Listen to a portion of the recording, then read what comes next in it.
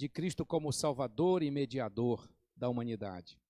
Eu queria começar essa explanação com o texto de Romanos capítulo 5, verso 12, que é um texto que vai nos mostrar a causa dessa obra salvadora e mediadora de Cristo. E está escrito o seguinte: o apóstolo Paulo diz da seguinte maneira: por um homem entrou o pecado no mundo, pelo pecado veio a morte passou a todos os homens, por isso que todos pecaram. Isso aqui é uma ordem lógica, uma espécie de silogismo que a gente tem no texto, né? Ou seja, o pecado entra no mundo.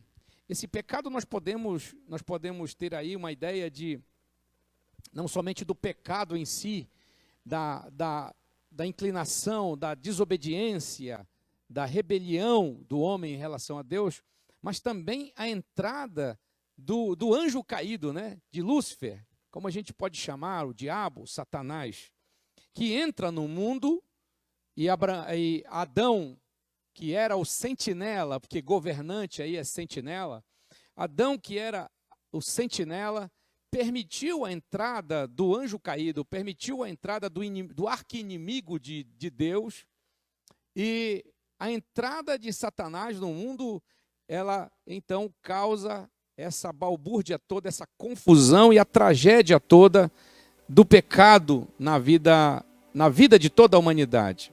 Por quê? Porque, como diz o próprio apóstolo Paulo, o pecado entra por um homem, o pecado é assimilado pelo homem, e assimilado pelo primeiro casal, e em seguida toda a descendência desse casal, que somos nós, toda essa descendência, ela é contaminada com o pecado. E a contaminação do pecado, ela é geral, não há exceção alguma no ser humano, não há exceção de blindagem no pecado. Todo o ser humano biológico, né? Todo o ser humano moral, o ser humano biológico, moral, emocional, intelectual, o ser humano que a gente pode chamar de espiritual, né? Poderíamos chamar isso, todo ele foi contaminado pelo pecado. Ou seja, essa desobediência inicial do homem em relação a Deus, aquele desejo de ser igual a Deus, aquele desejo de conhecer o bem e o mal, cair no canto da sereia, né? No canto do arqui-inimigo de Deus, fez com que o ser humano todo fosse contaminado, se tornasse então mortal, porque o grande mal, a grande consequência do pecado foi a morte. A morte passou a todos os homens, diz a Bíblia, por isso que todos pecaram. Você conhece algum ser humano imortal? Você conhece algum ser humano que ainda sobrevive desde o início da humanidade? Evidentemente que a resposta é não. Isso significa que todo ser humano é pecador. Nenhum da descendência de Adão pode se considerar inviolável ao pecado. Todos nós somos pecadores. E uma vez que o pecado entra no mundo, e uma vez que o pecado contamina a humanidade e destrói a obra de Deus, então é preciso que haja uma obra de redenção. Deus não quis eliminar a humanidade da face da terra ou do próprio universo. A misericórdia de Deus se manifesta desde aí.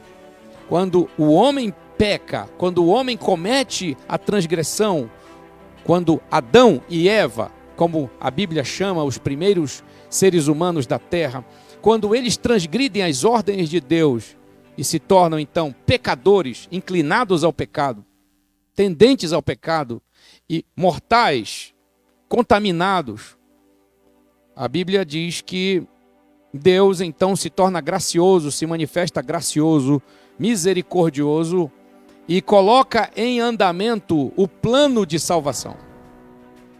Deus não foi pego de surpresa. Não foi pego de surpresa pela humanidade. Por quê? Porque Deus criou um ser humano com liberdade. esse atributo chamado liberdade é um atributo que nós podemos usar aqui como o atributo-chave que faria do homem um ser responsável por suas atitudes. Veja, atenção, Deus é um Deus livre. Deus é um Deus livre e responsável. Deus pode fazer tudo. A Bíblia diz que Deus é onipotente. Um dos atributos de poder de Deus é a onipotência. Deus pode fazer tudo, mas Ele não faz tudo o que pode. Por quê? Porque Ele é um Deus moral também. Ele é um Deus livre e Ele é um Deus moral. Logo, Ele é um Deus responsável. Ele não transgride as suas próprias leis. Ele não transgride as leis que Ele estabelece para nós. Tudo que Deus fez, por exemplo, tudo que Deus fez está baseado em leis naturais, leis físicas, leis morais.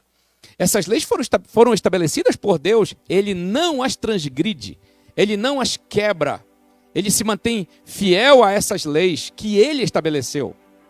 Então, o ser humano foi criado à imagem e semelhança de Deus também, para em liberdade, atenção para isso, para que em liberdade ele pudesse viver para a glória de Deus, viver feliz, viver eternamente e viver para a glória de Deus, em obediência a Deus, agradando a Deus. Deixa eu também explicar aqui para você o que significa viver para a glória de Deus, porque às vezes tem gente que diz assim, nossa, mas Deus é egoísta demais, Ele quer tudo para Ele. Não, viver para a glória de Deus significa viver para o agrado de Deus, para o prazer de Deus. Os filhos vivem para a glória dos pais. Ou você acha que um pai fica feliz quando vê um filho entrando para o crime, para uso de drogas, para delinquência, para as más companhias? Ou um filho que é degenerado, que abandona os pais, por exemplo, que se torna inimigo de seus pais? Não. O que os pais querem de seus filhos? Os pais querem que seus filhos vivam em liberdade, com responsabilidade e que façam o melhor para agradar os seus pais. Então, filhos são para a glória dos pais, para o prazer dos pais, para a felicidade dos pais, para a alegria de seus pais. O esposo e a esposa da mesma forma. O esposo vive para a glória da esposa e vice-versa. Ou seja, cada um vive para o prazer do outro, para a alegria do outro. Foi por isso que Deus nos criou. Deus não nos criou para ter tristeza conosco. Deus nos criou para ter alegria conosco, para ter prazer em nós. Mas Ele criou um ser livre. Ele deu a esse ser humano poder de ser livre. Deus não criou um robozinho.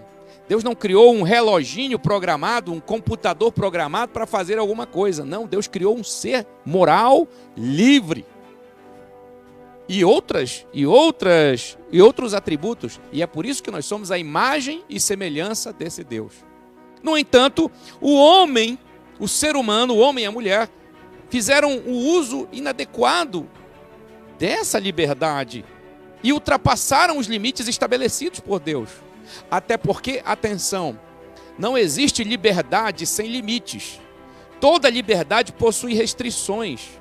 Eu faço, inclusive, uso aqui de um conceito que muito me aprecia, o conceito de liberdade do Dr. Leili Hoster, que ele diz o seguinte, que liberdade é viver bem sob certas restrições. Eu estou resumindo aqui o conceito dele. Então, nós vivemos em liberdade, no entanto, toda liberdade possui restrições. E o Dr. Leili Hoster, ele acrescenta dizendo que essas restrições, elas são colocadas por alguém, por nós mesmos. Por exemplo, no nosso mundo social, nós estabelecemos limites para nós mesmos, através da legislação, através das constituições, das leis, dos códigos de leis. Nós nos submetemos a eles. Por exemplo, você se submete a um sinal vermelho. As cores, elas emitem mensagens de leis para você. Então, nós vivemos numa liberdade. No entanto, toda liberdade possui restrições. E essas restrições precisam ser assimiladas com muita responsabilidade por parte de nós. Bem, nós somos seres livres porque nós somos imagem e semelhança de Deus. Deus não foi pego de surpresa porque seres livres têm poder para agir, têm poder para tomar decisões. E Deus não foi pego de surpresa pela decisão dos primeiros pais. Deus não foi pego de surpresa pela escolha dos nossos primeiros pais. Por isso que a Bíblia diz que Jesus Cristo, ele é o Cordeiro de Deus. Tem texto que diz, antes da fundação do mundo, porque quando Deus cria o ser humano, Deus o cria com todo esse potencial. E eu diria para você, eu digo melhor para você, baseado na palavra de Deus, com todos os atos e fatos que temos da palavra de Deus, que quando Deus criou o ser humano, ele criou um risco. Verdade? Quando criou anjos, ele criou um risco para si. E quando criou o ser humano, ele criou um risco para si. Mas ele correu o risco de criar riscos para ele. Diferentemente dos outros seres vivos que foram criados sem essa capacidade de arbítrio, Deus então cria anjos e seres humanos e assume os riscos de criá-los, porque os cria com habilidades, com capacidades, com poderes e com atributos semelhantes ao dele. Claro, evidentemente que em menor proporção, mas cria esses seres com esses atributos. O homem faz uso hoje, no estado pecaminoso, o homem faz uso hoje pernicioso, negativo, dos atributos que possui, que recebeu de Deus. O homem, por exemplo, é um ser criativo, o homem é um ser intelectual, o homem é um ser moral, o homem é um ser que tem inclinação espiritual. Vou usar esse termo para você. O ser humano é um ser livre. E todos esses atributos são usados hoje para o mal também. Evidentemente que são usados para o bem. Aqueles que se inclinam para o bem, que buscam o bem, fazem uso desses atributos, mas o ser humano hoje está contaminado pelo pecado. E até o próprio bem que o ser humano faz, atenção para isso, até o próprio bem que o ser humano faz é um bem egoísta, porque visa satisfazer as necessidades do ser humano. Por isso que a salvação não vem pelas nossas obras. Por isso que a salvação não vem pelos nossos méritos. Por quê? Porque até mesmo as nossas ações de bem que fazemos são ações egoístas.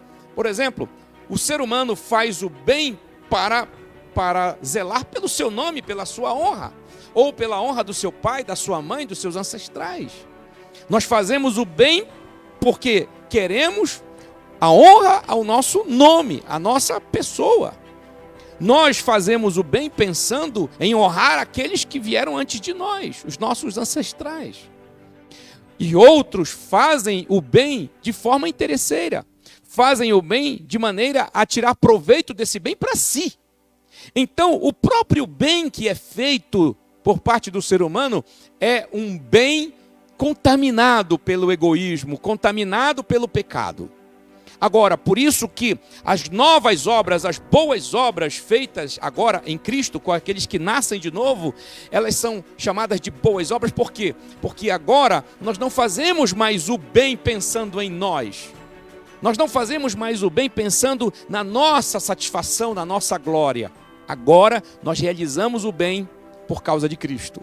Nós realizamos o bem agora para glorificar aquele que nos salvou, aquele que veio nos resgatar. Porque as nossas obras, até mesmo as obras boas, as obras mais nobres, repito, elas estão contaminadas pelo pecado. Portanto, não tem poder algum para nos salvar. Efésios capítulo 2, versículos 8 e 9, o apóstolo Paulo escreve que pela graça somos salvos por meio da fé.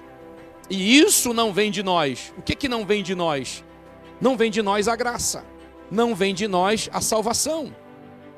Não vem de nós a salvação. E também não vem de nós a própria fé, porque a própria fé que nós recebemos, que nós concebemos para nos arremessarmos à salvação, ela também vem de Deus. Pela graça sois salvos por meio da fé. E isso não vem de vós. O que não vem de nós? A salvação. Não vem de nós a fé. E isso não vem de nós. É dom de Deus. O que é dom de Deus? A salvação. O que é dom de Deus? A graça. O que é dom de Deus? A fé.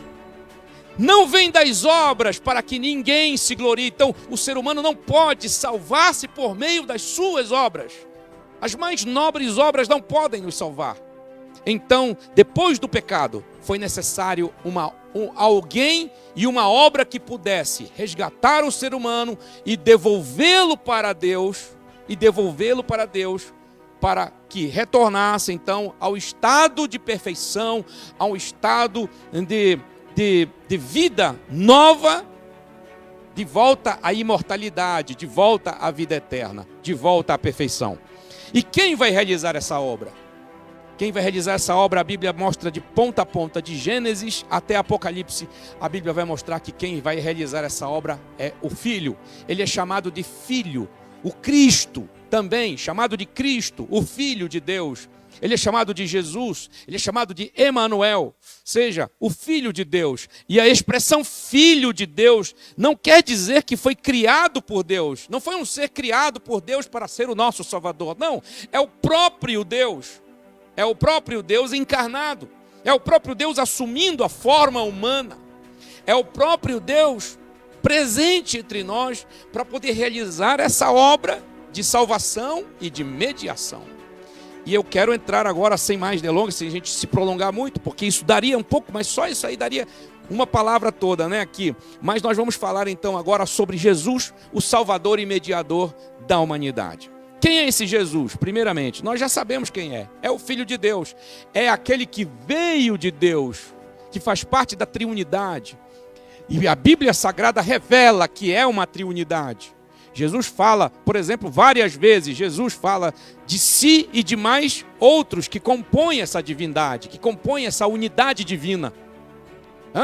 Ele fala do Espírito, ele fala do Pai, ele fala de si mesmo. Eu rogarei ao Pai. João capítulo 14, João 16, é muito claro isso. Jesus fala, eu rogarei ao Pai, está se referindo a alguém, e Ele vos dará outro Consolador, ou seja, outro Consolador quer dizer que Jesus era um Consolador.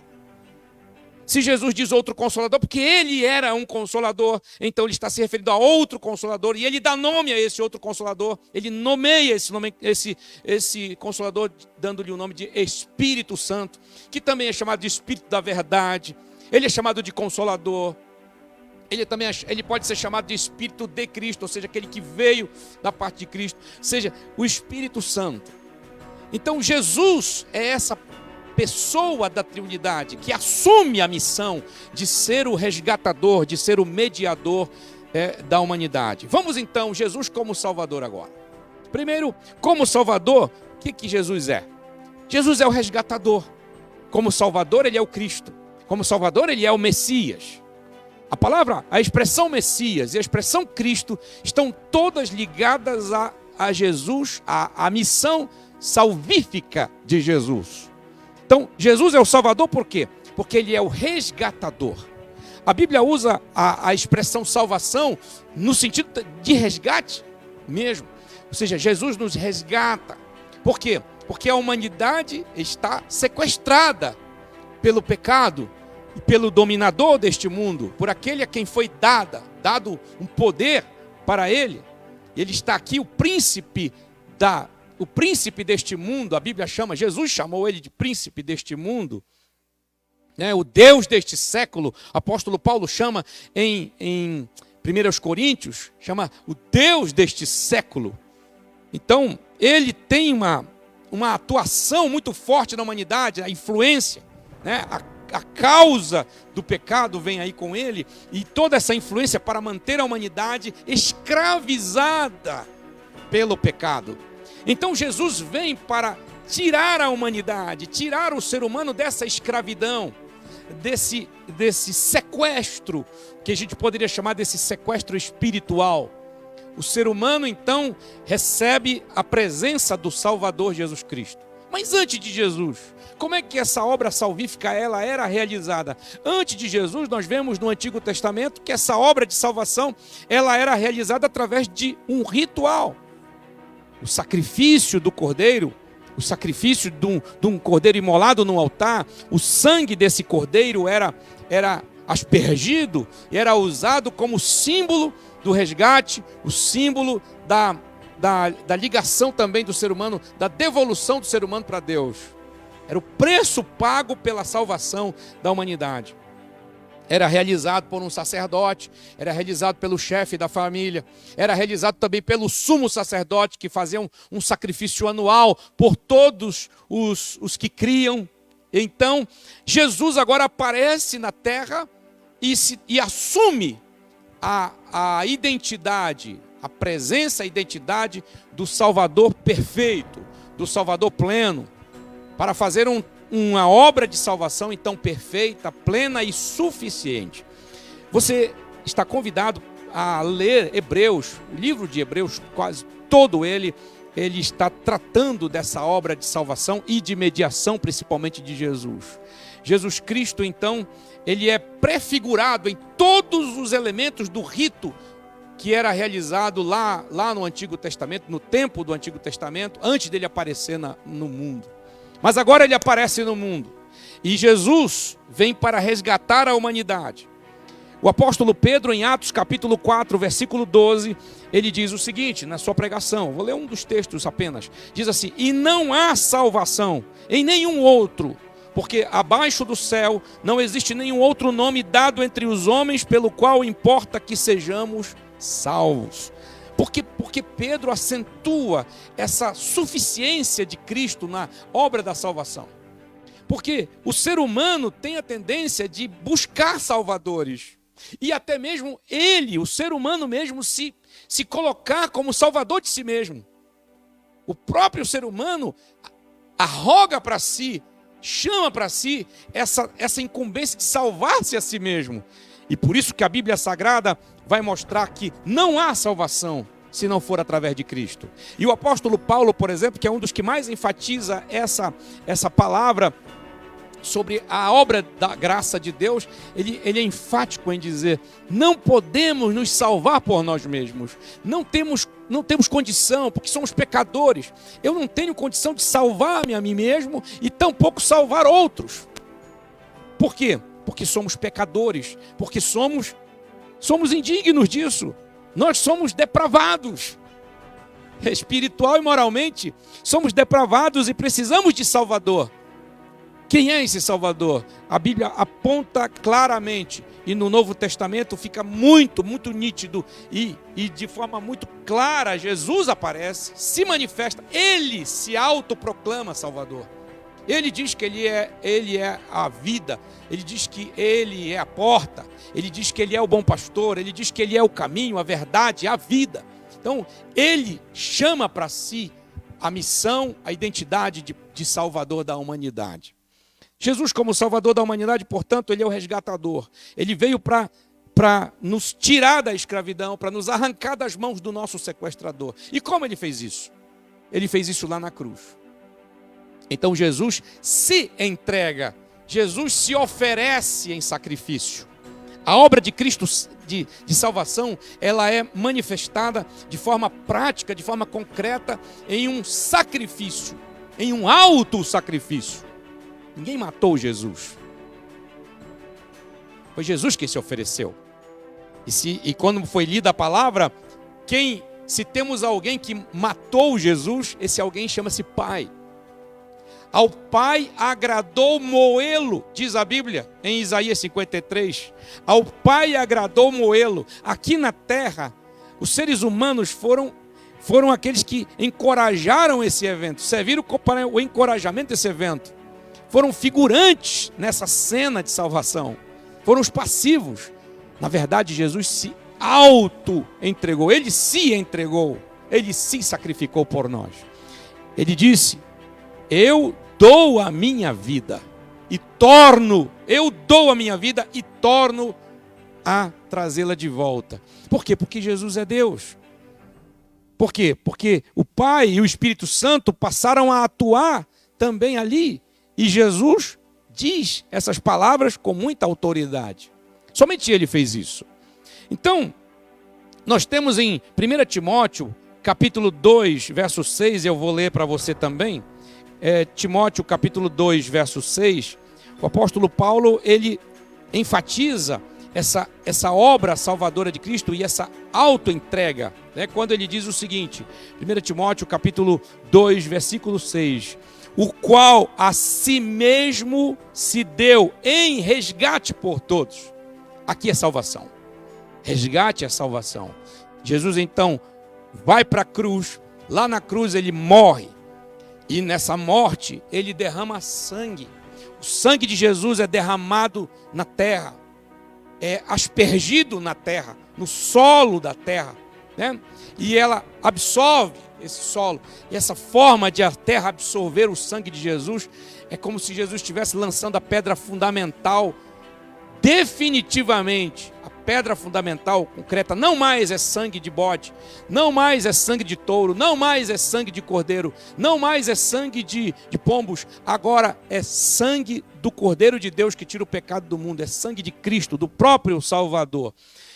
Então Jesus resgata a humanidade, coloca-se à disposição, faz a sua parte como Salvador. O sangue de Jesus é o preço que ele paga pelo nosso resgate.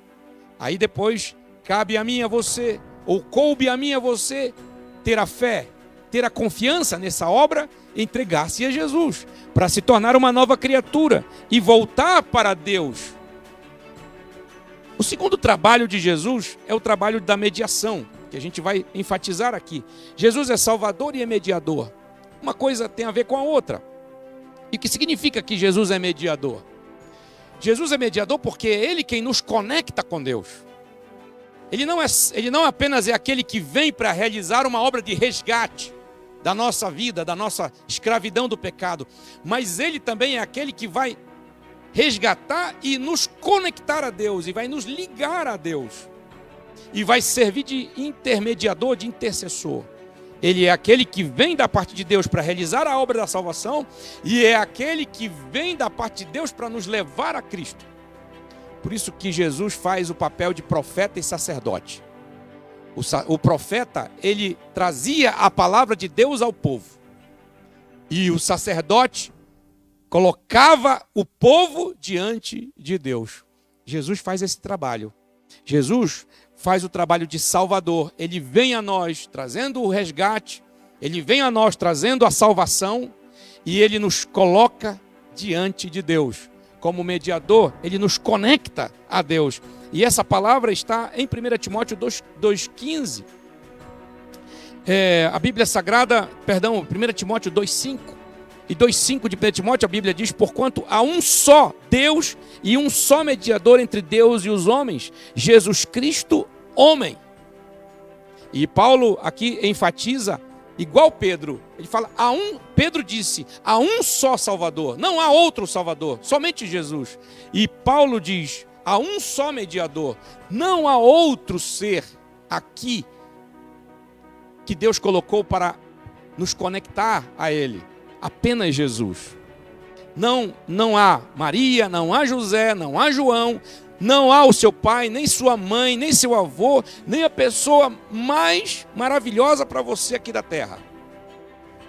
Somente Jesus pode conectar você a Deus. Ele disse, eu sou o caminho, eu sou a verdade, eu sou a vida, e ninguém vem ao Pai senão por mim. Vejam essa plenitude de Cristo, essa suficiência de Cristo. Somente Ele pode te conectar a Deus. Mas essa conexão, ela só pode ocorrer se você aceitar a salvação. A conexão a Deus, ela só pode ocorrer quando nós aderimos a essa obra de Cristo pela fé. Quando nós aceitamos, quando nós nos entregamos à obra de Cristo, à obra salvífica de Cristo na cruz do Calvário.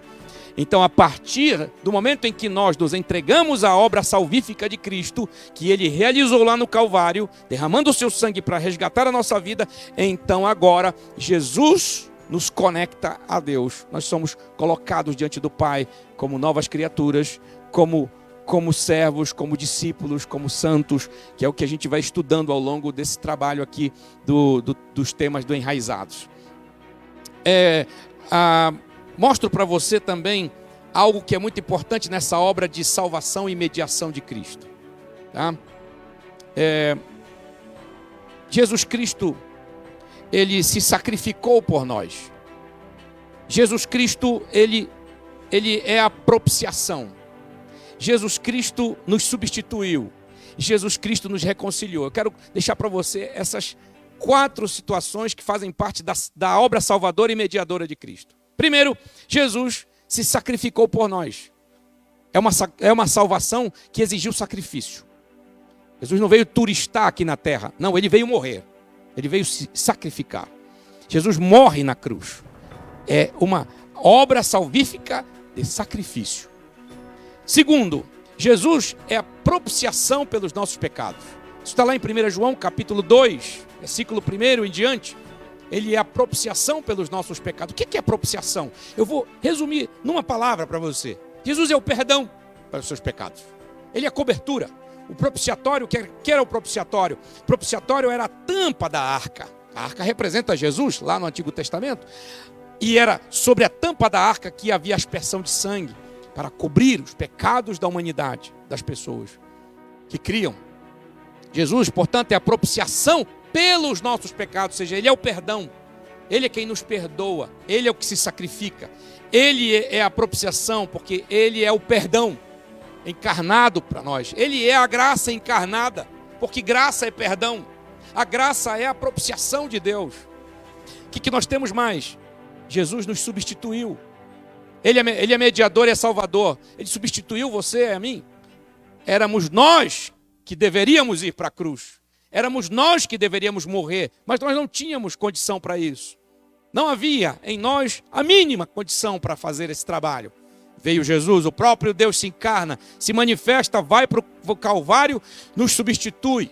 Ele assume os nossos pecados, como leu agora há pouco o pastor Felipe. Ele toma sobre si as nossas transgressões. Tanto é que Jesus morre com a morte mais cruel daquele tempo, que era a morte de cruz. Na cruz morriam os piores bandidos, os piores seres humanos.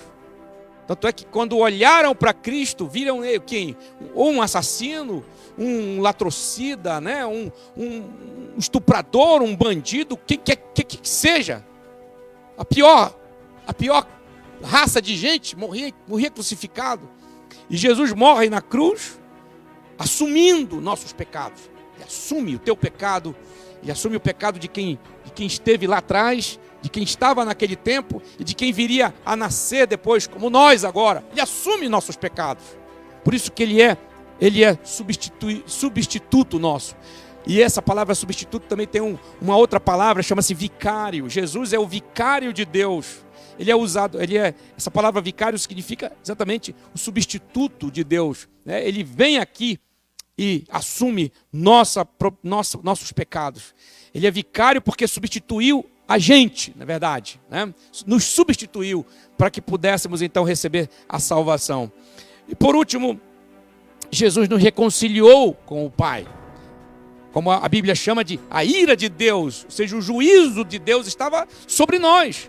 Era morte, era condenação eterna. Jesus vem e aplaca a ira do Pai. E a Bíblia diz lá em Romanos capítulo 5, e eu vou ler isso para você, nós já estamos chegando ao final dessa mensagem. Em Romanos capítulo 5, a Bíblia diz assim, o apóstolo Paulo escreve: justificados, pois, mediante a fé, temos paz com Deus, por meio de nosso Senhor Jesus Cristo, por intermédio de quem obtivemos igualmente acesso pela fé a esta graça, na qual estamos firmes e gloriamo-nos na esperança da glória de Deus. Aqui está, mesmo que não apareça claramente a palavra Salvador e Mediador, mas neste texto, versículos 1 e 2 de Romanos 5, você tem Jesus Cristo, Mediador e Salvador da humanidade. E graças à sua obra salvadora e mediadora, substitutiva, nós temos hoje paz com Deus. Nós estamos pacificados com o Pai. Estamos inseridos hoje no processo da santificação. Estamos sendo aperfeiçoados para recebermos lá na frente a coroa da vida. Recebemos a vida eterna, que é um outro estudo que você vai receber nesta sequência. Eu louvo a Deus por poder passar para você essa palavra de hoje.